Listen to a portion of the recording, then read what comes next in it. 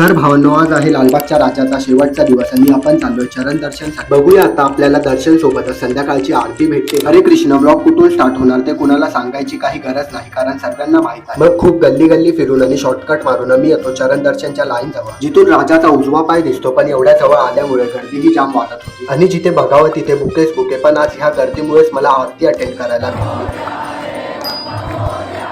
त्यानंतर हळूहळू आम्हाला बाप्पांच्या जवळ जायला भेटत होतं. मी मुख दर्शन तर पहिल्याच दिवशी करून झालेलो, पण शेवटच्या दिवशी येण्याचं कारण होतं आमच्या घरच्यांनी नवस केलेला, म्हणून तो पूर्ण करण्यासाठी आलेलो. फायनली पूर्ण 2.5 ते 2 तासानंतर चरण दर्शन भेटतं. त्यानंतर आम्ही घरी निघतो. हा आहे विसर्जनचा दिवस, म्हणून 3 ते 4च्या दरम्यान रेडी होऊन आम्ही निघतो गिरगाव. जिथे दिसतात हे एरोप्लेनवर बसलेले गणपती आणि सर्व खेतवाडीचे. त्यानंतर भेटतात माझे फेवरेट गोड गणपती, म्हणून त्यांच्यासोबत फोटो काढतो. आणि हा एक दादा जो दरवर्षी भेटतो. नेक्स्ट व्लॉग मध्ये मी पूर्ण लालबागच्या राजासोबतच फिरणार आहे, तर ते बघण्यासाठी लाईक सबस्क्राईब